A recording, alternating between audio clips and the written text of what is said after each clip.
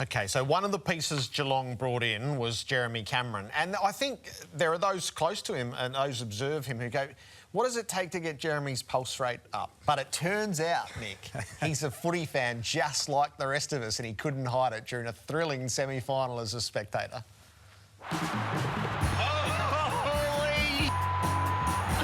Is anyone watching this game of footy? 3 minutes left. The Bulldogs, Bailey Smith just kicked another goal, and holy, we're up and about, ladies and gents. Wow. Oh my God, what? They just kicked the goal, 2 minutes left, ladies and gentlemen. We're reporting live here from Darty HQ.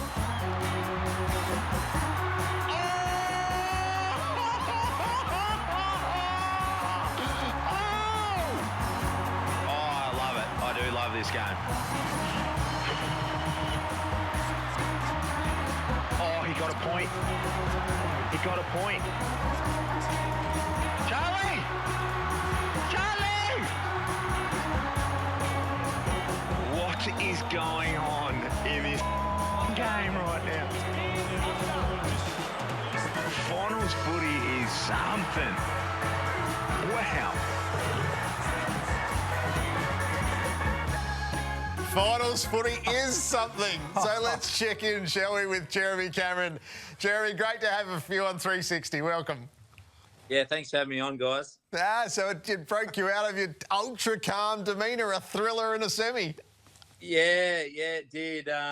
You know, whilst we've been in the hub here and for a number of months now, I must admit, we've sort of, a few of us jumped on Twitch and started live streaming, and I just thought I'd sort of run through the last 5 minutes of that game, and I didn't expect it to, you know, be so close right to the very end, but definitely got the blood going, and yeah, how good's finals footy?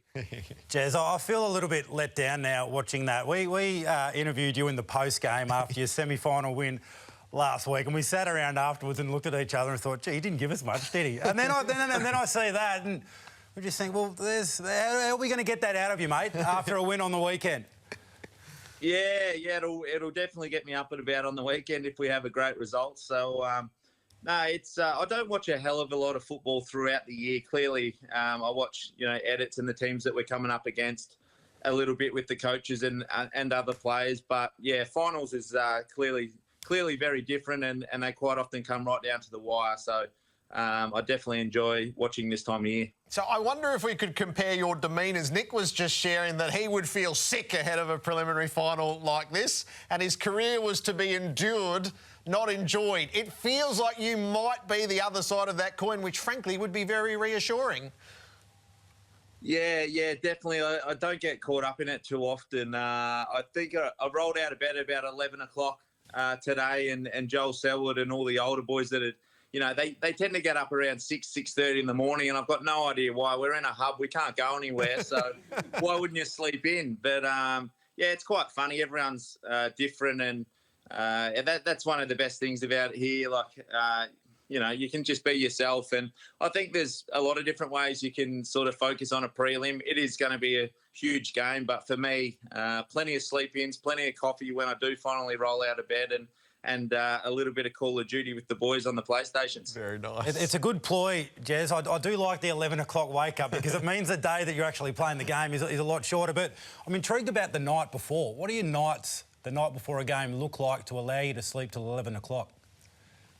Yeah, I don't get caught up with clearly if the game was 1:10 or early in the day, I'd get to bed a bit earlier. But when I was a bit younger, I sort of used to get caught up in, I can't sleep. I start getting a bit nervous, almost panicking because I'm not sleeping. But these days, I go to bed when I'm tired, and because most games are, you know, 5 o'clock, 6 over here, 5:50 at the moment. I sleep in all day, so there's no issues there whatsoever. That's great stuff. The two prelims that you've been a part of, Jeremy, that they are the extremes of the emotion, so you've lived both ends of it. The 16 is the best game I've ever seen, and then 19, you were massive underdogs, and it was a huge moment with the Giants. What are your reflections upon preliminary finals that you've experienced?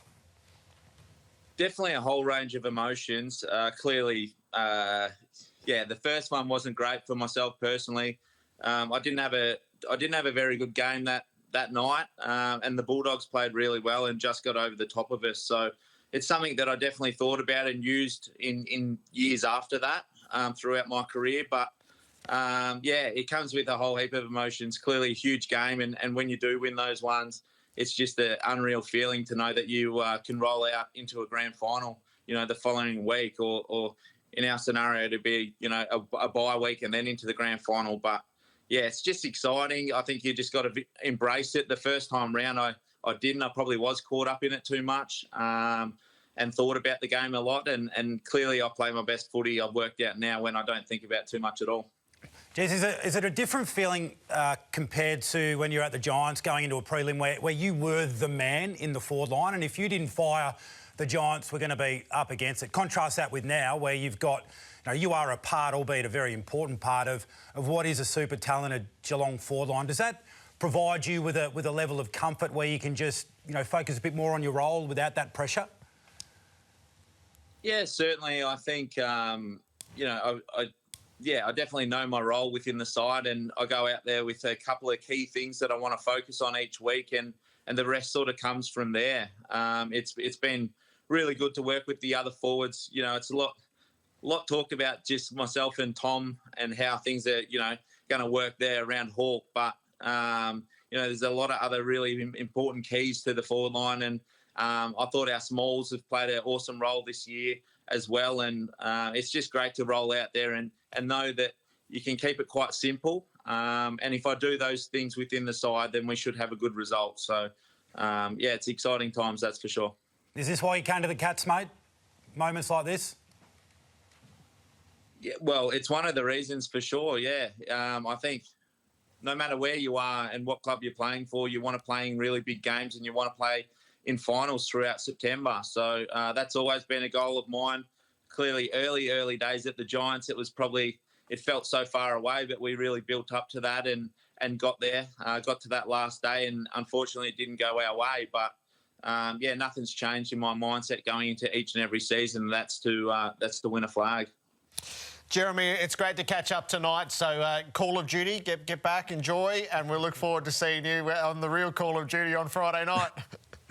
Yeah, I look forward to it, guys. It's going to be a really big game and something that we're all excited about. So, can't wait. Can't wait, guys. Jeremy Cameron with us over in Perth. See, there is another way, or there was another way. Yeah. I think I needed to be like I was. I would love to have been the other way. Tell you, a couple of kids might fix those 11 o'clock sleep-ins. So.